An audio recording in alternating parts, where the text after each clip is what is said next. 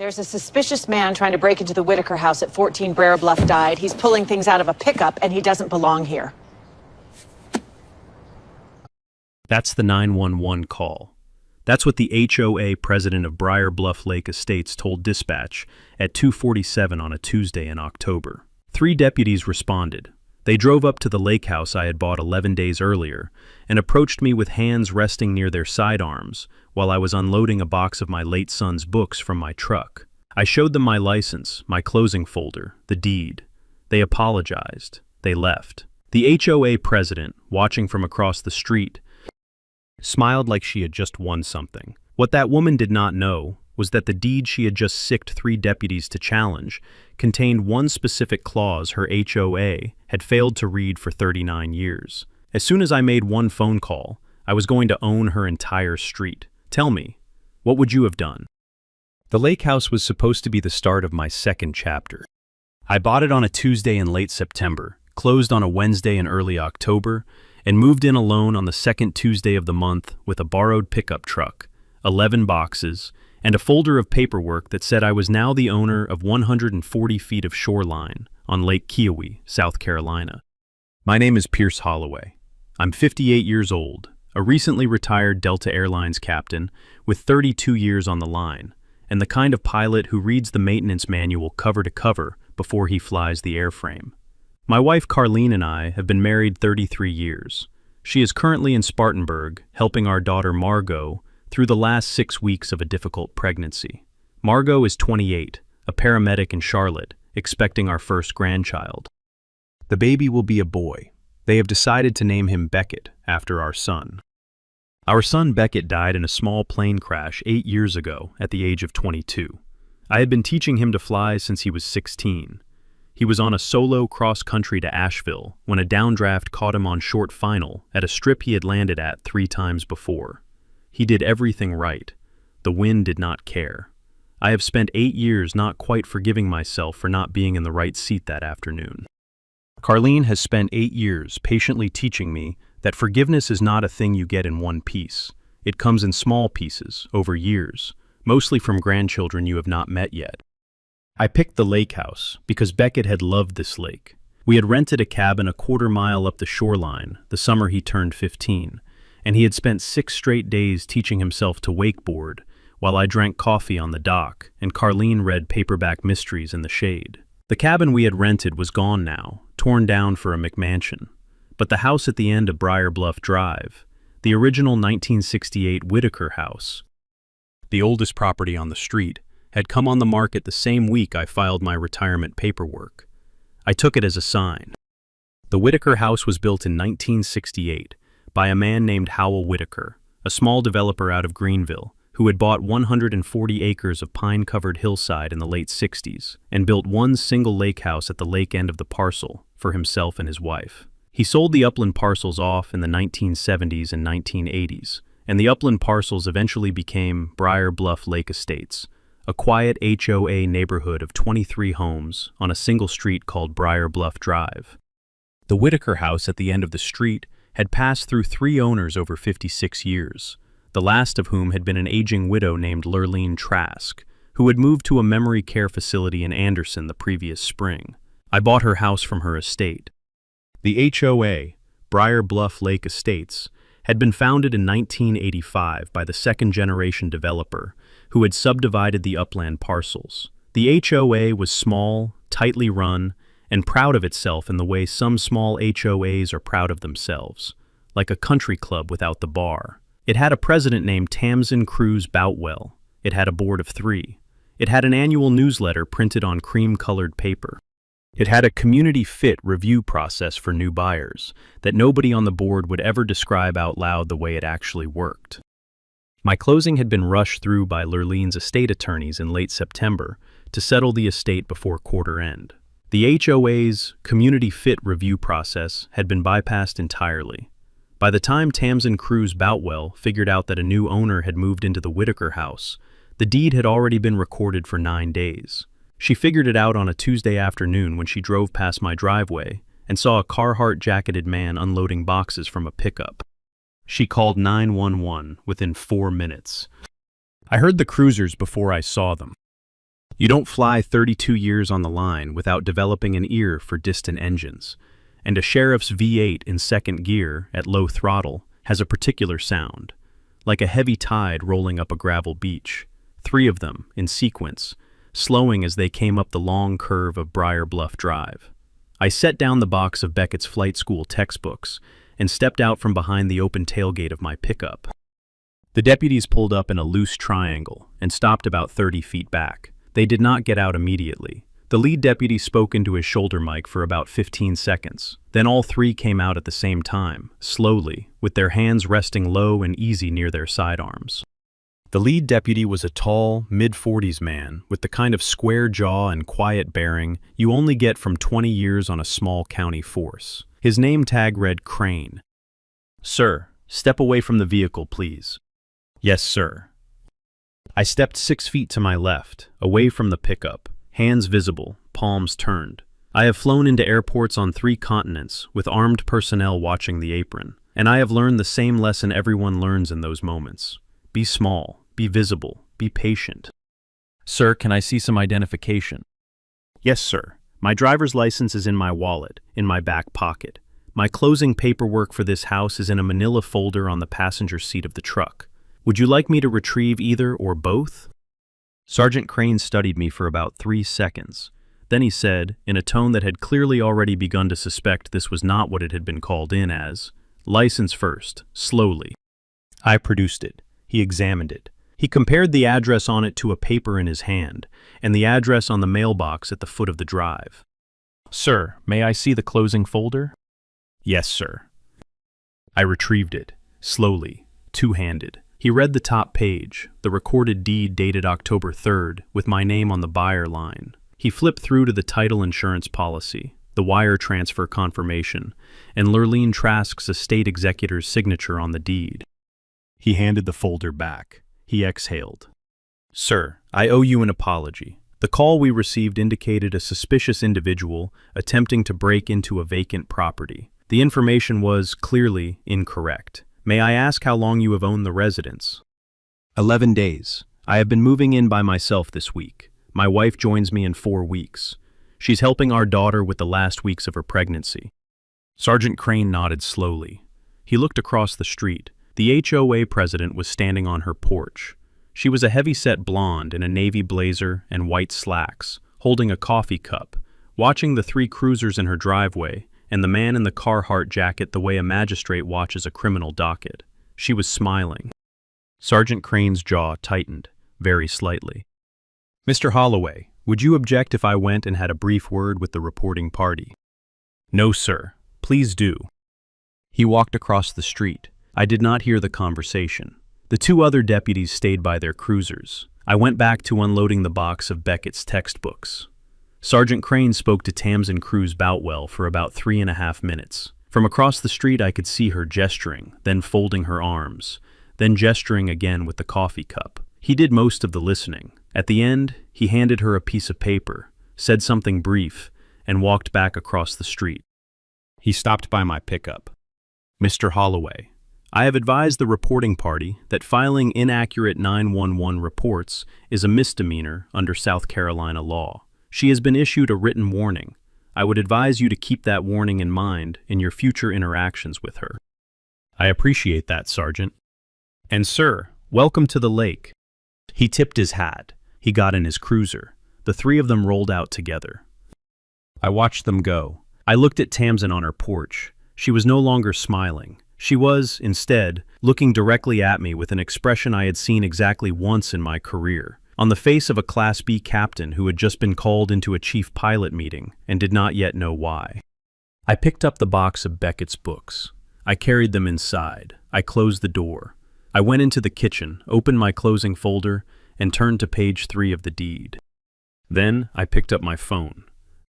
I dialed the number from memory. It rang twice. Then a calm, slightly amused voice picked up.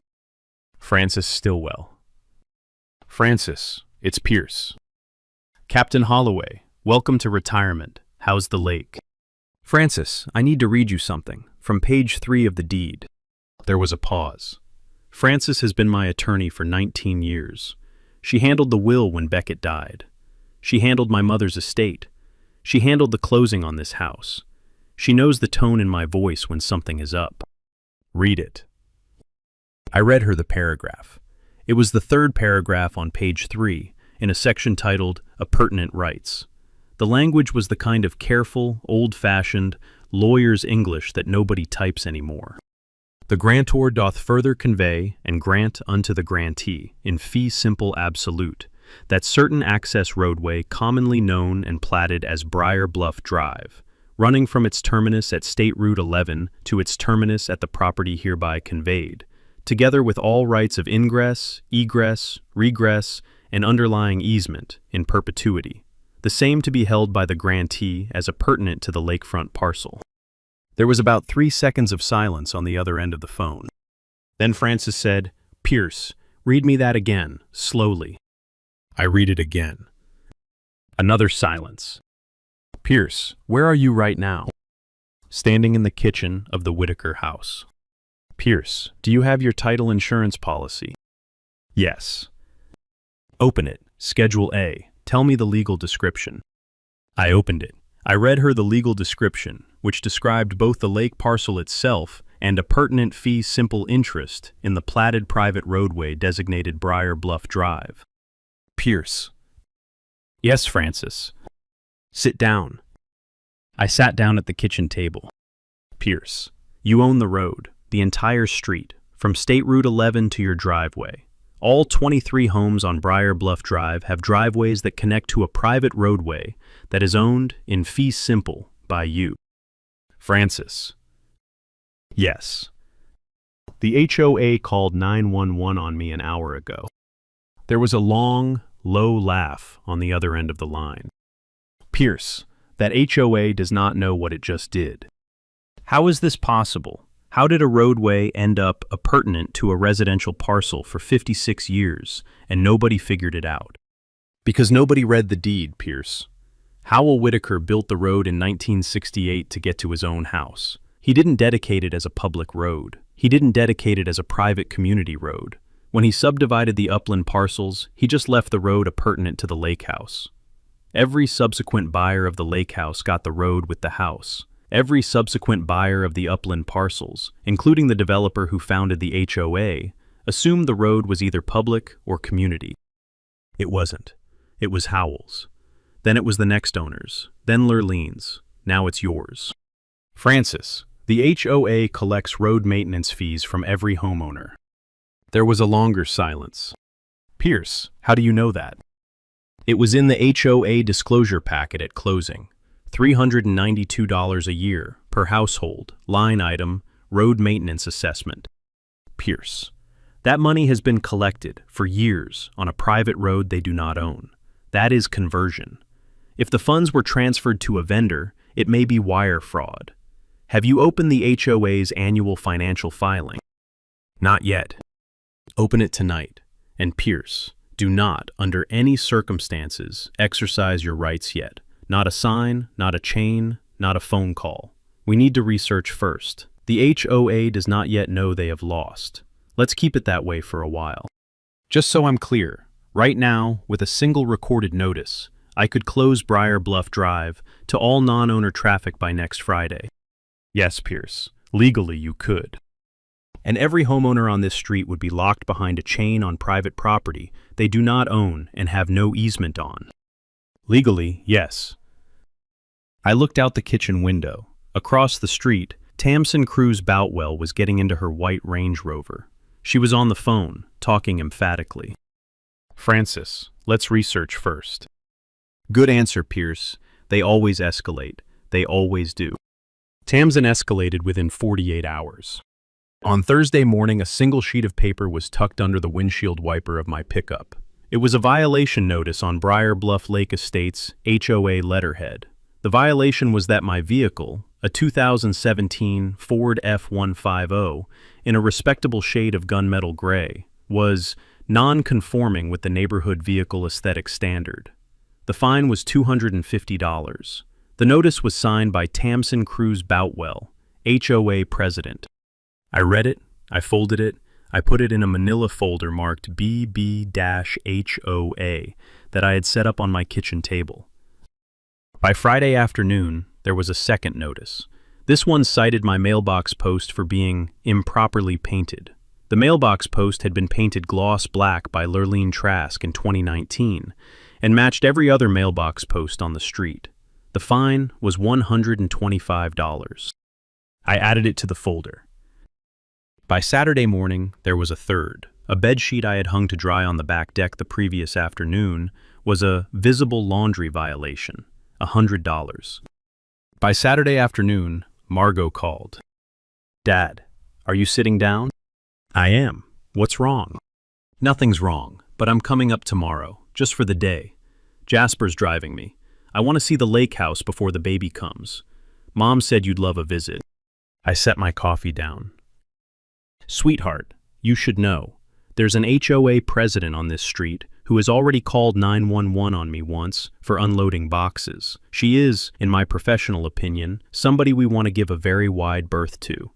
Are you absolutely sure you want to be the second test of her judgment?" There was a pause on the line. "Dad, are you telling me I'm going to be the second test? You're going to be a pregnant young woman arriving with a black firefighter at a house she does not associate with our family. Yes, mathematically, you are likely to be the second test." "Dad." "Yes." "Then I'm coming." I laughed. Then I sat at the kitchen table and called Francis Stillwell back. "Francis, Margot and Jasper are coming up tomorrow. Pierce, make sure they bring dash cams, front and rear." Already on it. They arrived at 11 a.m. on Sunday. Margot was 7 months along and glowing in the way pregnant women glow in their last trimester. Jasper, 6'4", lean and broad-shouldered, came up the porch with one hand on the small of her back and a casserole his mother had sent in the other. He kissed me on the cheek. He has done that every visit since he and Margot got serious 3 years ago. He is the best son-in-law a man could hope for, and he is not officially my son-in-law yet. Although Margot has told me the ring is in his sock drawer in Charlotte, and he is, in her words, waiting for the perfect moment, which is never going to come, so I'm going to propose to him instead at the hospital. We were on the porch with sweet tea and Jasper's mother's casserole at 1:15 p.m. when the cruisers came up the drive. 3 of them again, Sergeant Crane in the lead. He got out slower this time. He walked up to the porch with his hat in his hand. He looked at Margot, he looked at Jasper, he looked at me. Then he closed his eyes for about 1 full second. "Mr. Holloway." "Sergeant." "I am here in response to a 911 call from across the street. The call reported a black male loitering at the Whitaker house and a possibly distressed pregnant white female being detained against her will. Sir, I owe you and your family a profound apology for the second time in 5 days. I do not need to see anyone's identification." Margot had begun, very quietly, to cry. Jasper put his arm around her shoulders. He did not look angry. He looked the way I have seen black men look in moments like that exactly 4 times in my life, which is too many. He looked patient. Sergeant Crane removed a small notepad from his breast pocket. "Sir, with your permission, I would like to formally interview your daughter and her partner as witnesses to a pattern of false reports. Their statements will support criminal charges against the reporting party." "Margot, do you want to?" She wiped her eyes with the heel of her hand. She looked at Jasper. Jasper looked at her. "Yes," she said. "Yes," Jasper said. I looked at Sergeant Crane. "Sergeant, take your time." He took 37 minutes. He left with 2 signed statements and a casserole Jasper's mother had wrapped a piece of for him in foil. That night, after Margot and Jasper had driven back to Charlotte, I walked out to the foot of the driveway. I stood on the asphalt of Briar Bluff Drive in the moonlight. I looked at the road that legally belonged to me, in fee simple, in perpetuity, and I made a decision. Tamsin Cruz Boutwell had chosen who she was. I was going to let her finish. The next 3 weeks I read everything Briar Bluff Lake Estates had ever filed in Oconee County. I started with the HOA's annual filings, which were public and sat on a shelf in the county clerk's office, under the watchful eye of a soft-spoken deputy clerk named Lavinia Threadgill, who had been at her desk since 1991 and had been waiting, she told me later, for somebody from that street to finally come ask a real question. The real question Lavinia had been waiting for was where the money had gone. The HOA collected 6 different annual line item assessments from its 23-member households. 5 of them were routine. The 6th was the road maintenance assessment, $392 per household, per year, paid every January due to the HOA General Fund. $392 times 23 households was $9,016 per year. The HOA had been collecting that line item since 2012, 12 years. Just over $108,000. I pulled the disbursement records. Every single dollar of the road maintenance assessment had been paid out in monthly installments to a vendor named Brookwood Property Services, LLC. I asked Lavinia, gently, who owned Brookwood Property Services, LLC. She slid a post-it across the counter. On it, she had written, in a neat hand, Patton Cruz Boutwell, sole member, registered 2012. I sat with that for a minute. Then I asked her if I could see the LLC's vendor invoices, which had been filed as supporting documentation for the HOA's tax returns. She handed me a folder. The invoices were not for road maintenance. They were for consulting services, community management oversight, and shareholder education. There was no record of any actual road work, no paving, no patching, no striping, performed by Brookwood Property Services, LLC. The only road work that had been done on Briar Bluff Drive in 12 years had been performed by Oconee County under a courtesy paving cycle in 2019. The HOA had been collecting an assessment for the maintenance of a road they did not own, paying it to a shell LLC controlled by the HOA president's husband, and producing no actual road work. That was the financial layer. The discrimination layer turned out to be uglier.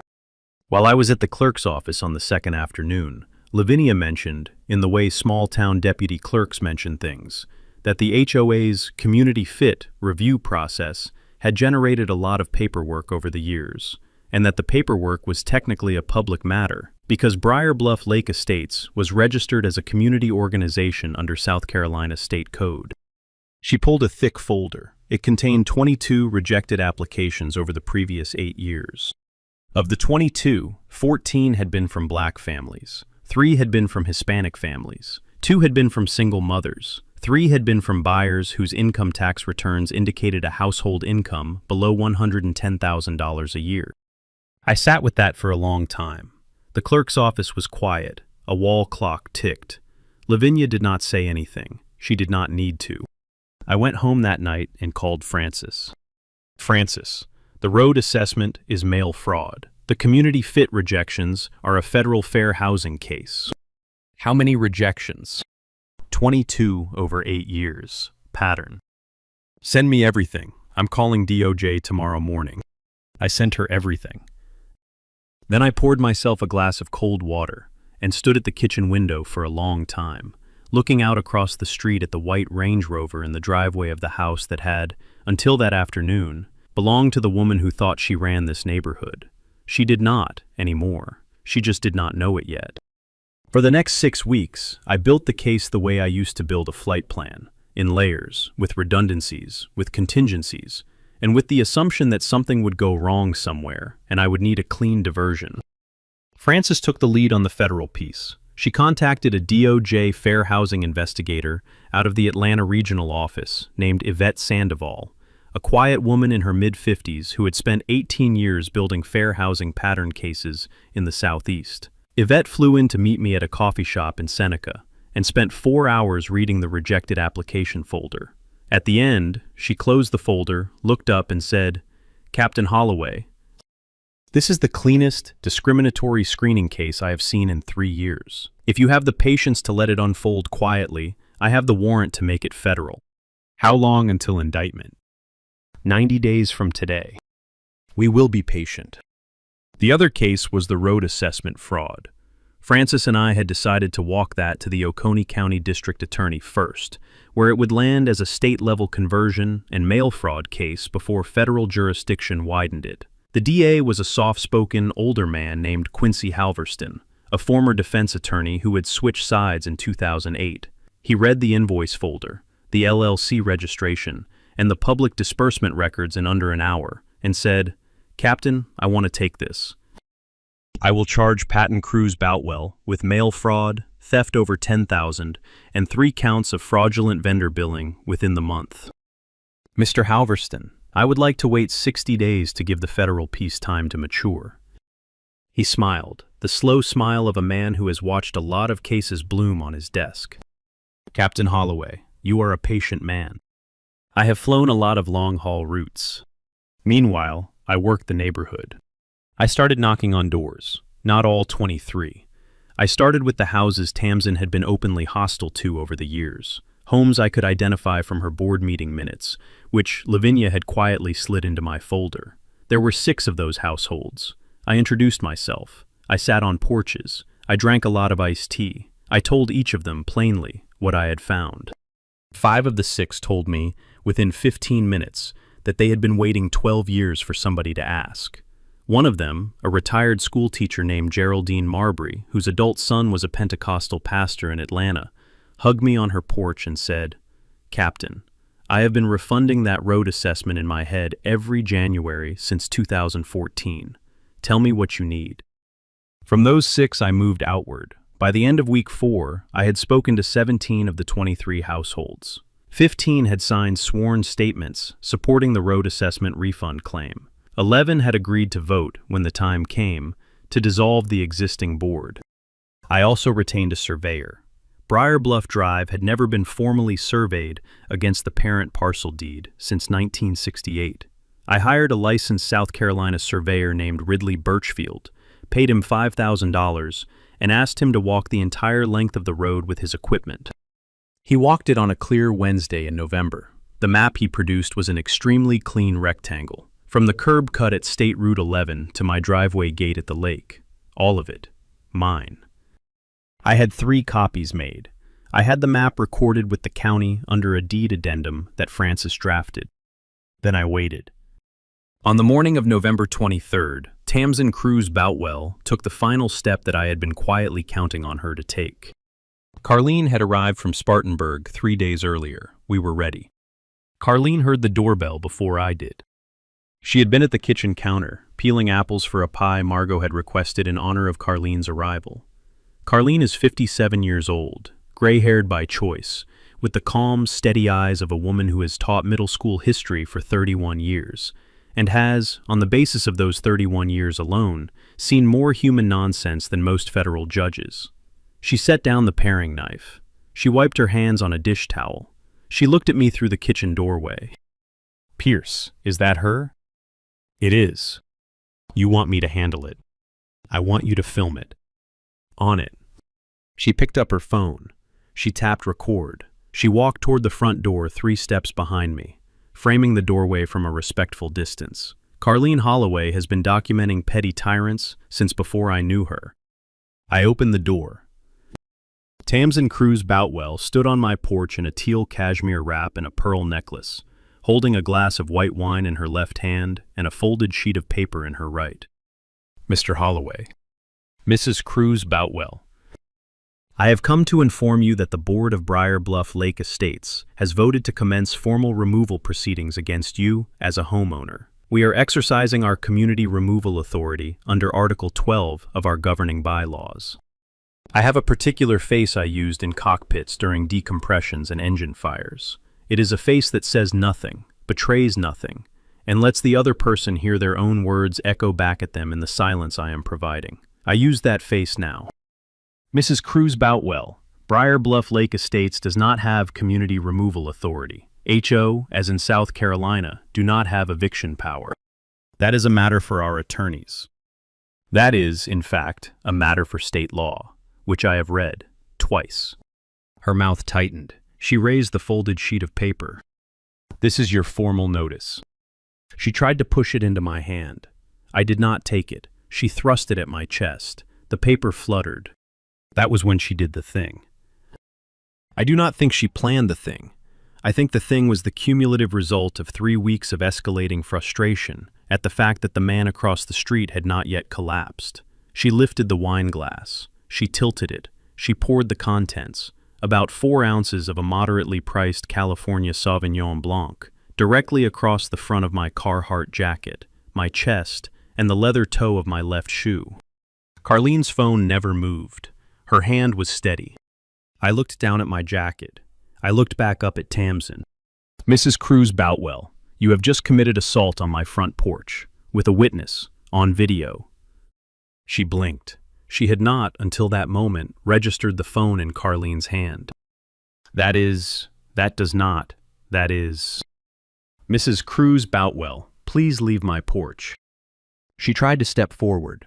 Carlene moved, very deliberately, into the doorway between us, still filming. Carlene is 5'4". Tamsin is 5'7", and outweighed her by perhaps 50 pounds. None of that mattered. Carlene Holloway in a doorway is a state of physics that resolves only one way. Tamsin stepped back. "Get off my property," Carlene said quietly. "Now." Tamsin got off the porch. She walked across the street to her own driveway. Halfway across, she turned to call something back over her shoulder. Carlene was still filming. Tamsin lost her nerve. She kept walking. The Range Rover door slammed. The engine started. The Range Rover backed out of her driveway. The Range Rover left Briar Bluff Drive at a speed that was not consistent with the posted signage. Carlene stopped recording. She lowered her phone. I called Sergeant Crane. He picked up on the second ring. "Mr. Holloway."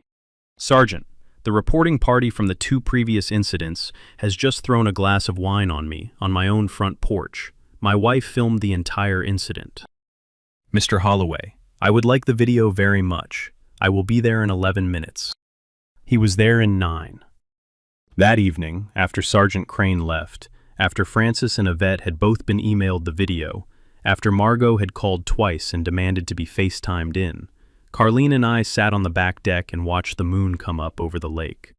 She bumped my shoulder with hers. "Pierce, how long have you been waiting to do this?" 6 weeks. "And now?" "Now," I said, "I make one more phone call." The next morning I drove to a small print shop in Seneca and ordered 23 signs. 3 feet by 2 feet, white background, black lettering, weather-resistant vinyl on aluminum. The lettering read, "Private Property, Briar Bluff Drive. Owner, Pierce Holloway. Fee simple. Access by owner's consent. Recorded deed, Oconee County Book, 3127. Page 442. The print shop had them ready in 3 days. In the meantime, I sent a letter. The letter went by certified mail to every one of the 23 households on Briar Bluff Drive. It was 3 pages. It was polite. It was clear. It was drafted by Francis and signed by me. The letter informed each household, plainly, that the road they had been using for ingress and egress to their property for some number of years was, and always had been, the fee simple private property of the lake parcel at the end of the street. Then it made an offer. The offer was this. I had no desire to disrupt the lives of any of my neighbors. I had every desire to clean up the institution that had been quietly mismanaging this street for over a decade. To that end, I was inviting every homeowner on Briar Bluff Drive to a community meeting on the lawn of 14 Briar Bluff Drive on Saturday, December 7th at 2 p.m.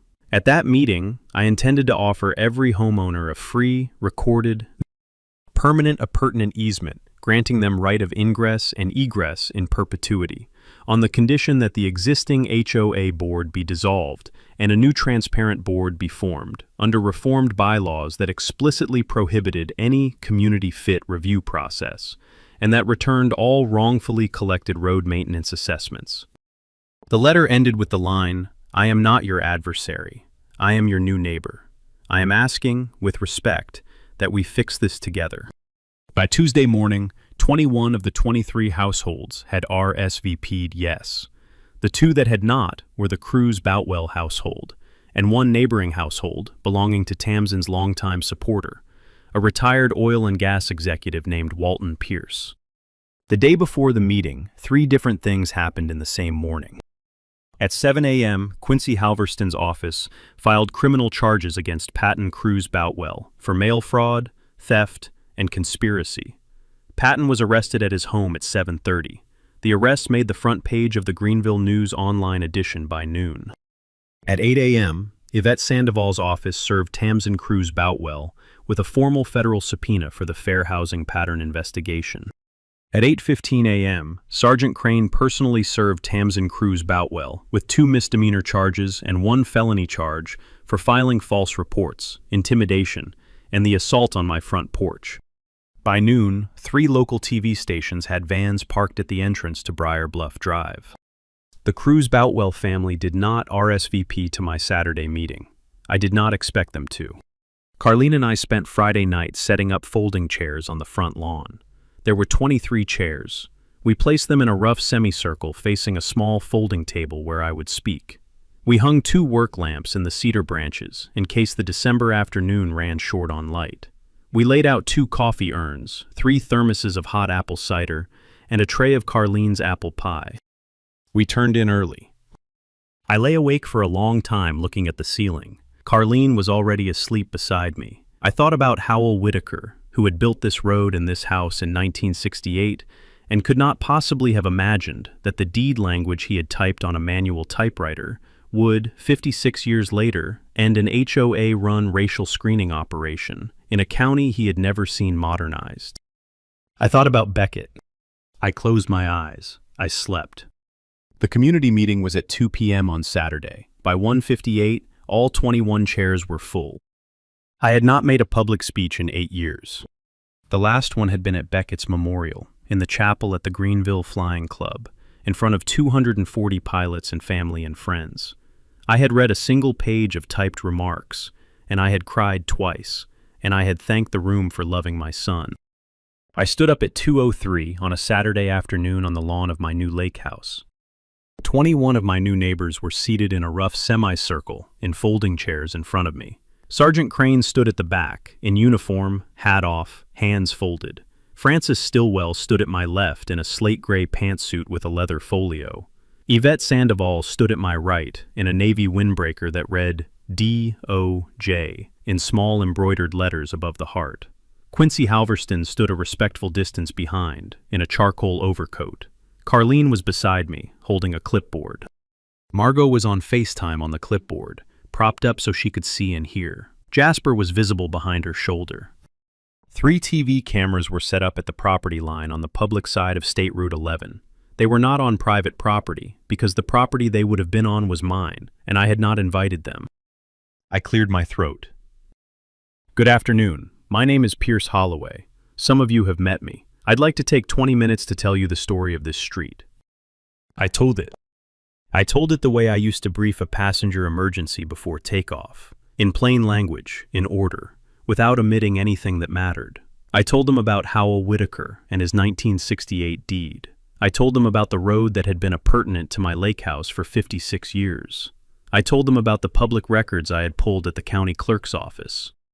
I told them about the $392 road maintenance assessment that had paid $108,000 to a Shell LLC owned by Patton Cruz Boutwell for road work that had never been performed.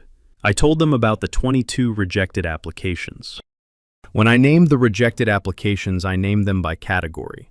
I did not name individuals. I said 14 black families, 3 Hispanic families, 2 single mothers, 3 working-class buyers. I said this neighborhood was, for 12 years, deliberately curated against the people who would have made it a better neighborhood. Geraldine Marbury, in the front row, was already crying quietly. I waited. Then I told them what I was offering. Every one of you, I said, will receive, by certified mail next week, a recorded perpetual appurtenant easement granting your household full ingress, egress, and right of access to your property over Briar Bluff Drive. In perpetuity, for free, recorded with the county, yours. A different kind of quiet settled into the chairs. In exchange, I am asking 3 things. 1. The existing HOA board is dissolved by majority vote today. 2. A new transparent board is formed under reformed bylaws that prohibit any community fit review and that operate under full annual public financial disclosure. 3. The unlawfully collected road maintenance assessment from the last 12 years is refunded, with interest, to every household that paid it. That refund will come, not out of your pockets, but out of the seized assets of Brookwood Property Services, LLC. I gestured to Quincy. He nodded. I am not asking for your forgiveness, your friendship, or your apology. I am asking for your vote." Geraldine Marbury stood up first.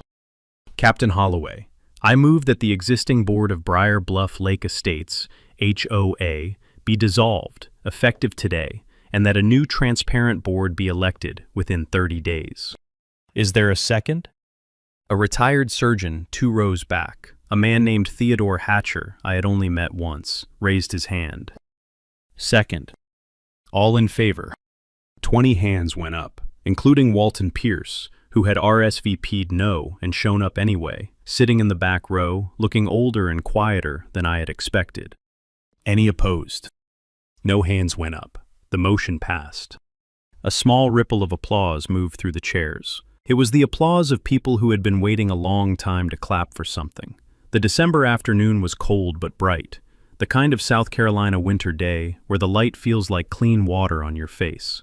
Carlene poured hot cider into a row of paper cups along the folding table. Yvette Sandoval, standing beside Quincy, exchanged a small private look that I have seen prosecutors exchange exactly twice in my life. The first time was at a federal sentencing in 1998. The second was on my lawn. It was at that moment, in the middle of the applause, that Tamsin Cruz Boutwell appeared at the foot of my driveway. She was on foot. She did not have wine. She had a sheaf of papers in her hand, and an expression that was either rage or grief, and may have been both. She walked up the gravel about 10 feet. Sergeant Crane, very gently, met her there. He said something quiet that I could not hear. He took the sheaf of papers from her hand. He folded her wrists, very carefully and very professionally, behind her back. He walked her back down the driveway to the cruiser. She did not say anything. Quincy Halverston walked up beside me, looked at the seated neighbors, smiled the slow smile of a man who has watched a long case bloom, and said quietly, "Captain, well done." I sat down. The neighbors began to applaud. Carlene reached for my hand. I held it. Geraldine Marbury walked up to the table and put both of her hands on mine. She did not speak. She did not need to. Theodore Hatcher stood up next, raised his coffee cup half an inch, and nodded once. Then, to my surprise, Walton Pierce, Tamsin's longtime supporter, got up from the back row, walked the length of the lawn, stopped beside my chair, and said only quietly, "Captain, I should have known better 15 years ago." He held out his hand. I shook it. He nodded once at Carlene, walked back to the road, and went home. The legal aftermath was the cleanest I have ever seen in a small-town fraud case. Patton Cruz Boutwell pled to 3 federal counts and 1 state count, served 22 months at FCI Edgefield, and lost the Range Rover, the consulting LLC, and most of the retirement portfolio. Brookwood Property Services was dissolved by court order.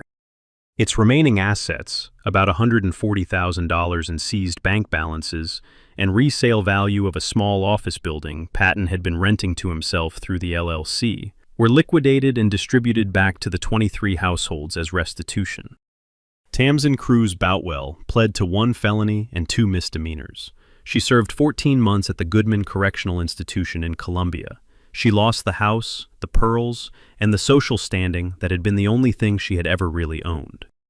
The Department of Justice settled the fair housing pattern case in March. Briar Bluff Lake Estates HOA paid $1.4 million in restitution to 22 families who had been discriminatorily rejected over the previous 8 years. Yvette Sandoval told me, later, over coffee, that it was the cleanest pattern settlement she had ever brought to closing. The new HOA board was elected in January. Geraldine Marbury was elected president. Theodore Hatcher took the treasurer's seat. The new bylaws were drafted by Francis Stilwell, pro bono, and recorded with the county the same week. They explicitly prohibited any community fit review of new buyers, mandated full annual financial disclosure, and capped any single line item assessment at $100 per year without a unanimous board vote. The road remained mine. I issued, through Francis, 23 recorded perpetual appurtenant easements, 1 to every household on Briar Bluff Drive, including, for the record, the household that had once belonged to Tamsin Cruz Boutwell and had since been sold to a young black family from Atlanta named the Whitlocks, who, when they moved in the following October, brought me a peach pie on their first afternoon. I have eaten that peach pie cold from the refrigerator at 3 in the morning, more times than I can count. I took none of the legal settlement money personally. The amount that flowed back to me was directed, by my request and by court order, into a new fund. We called it the Beckett Holloway Aviation Scholarship. Beckett, you may remember, was my son. He died at 22 in a small plane crash on short final at Asheville. He had wanted to be a commercial pilot. He had also wanted, very specifically, to one day teach low-income kids to fly, the way somebody had once taught his father. The scholarship pays for full flight training, ground school, written exam fees, and check ride costs for 2 students each year at the Spartanburg Community Aviation Program. We have funded 6 students in 3 years. 2 have gone on to regional airline jobs. 1 is studying aerospace engineering at Embry-Riddle. 1 is now a flight instructor herself. The first scholarship recipient was a 17-year-old named Vivian Whitlock, the older daughter of the family who bought Tamsin's house. She got her private license in 20 months. I sat next to her on her first solo cross-country in a Cessna 172 we had rented from the flight school in Spartanburg. Halfway across the Blue Ridge, she asked me to tell her the story Beckett had told me about the wind at Asheville the summer he was 16. I told her. The headset hummed. The Carolina hills rolled out below us in late autumn copper. She listened the way her brother had once listened. She landed at Hendersonville perfectly. I shook her hand on the ramp. She did not let go for a long moment.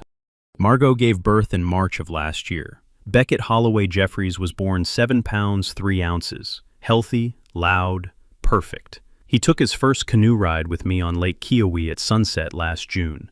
18 months old, eyes the same gray as his uncle's, holding a small wooden paddle Carlene had carved out of a piece of cedar from the lake house porch. He calls me Pop Pop. He thinks I own the lake. I tell him I do not. I tell him the lake belongs to whoever is willing to take care of it. He nods, the way toddlers nod when they understand something better than the adults around them. If you have made it this far, do me one small favor. If you have ever bought a house, or a piece of family land, or a quiet plot of forest, and your deed has a paragraph you have never bothered to read it tonight, before you sleep. The most important sentence in your life might be the one you have been ignoring since closing day. And if you want to see next week's case, the one about the HOA treasurer who tried to seize a Korean War veteran's pickup and ended up in federal court, make sure you're subscribed. We post a new story every week. I'll see you on the next one. What really happened here is simpler than it looks. Pierce Holloway did not win because he was wealthy. He won because he was the only person on Briar Bluff Drive who bothered to read his own deed.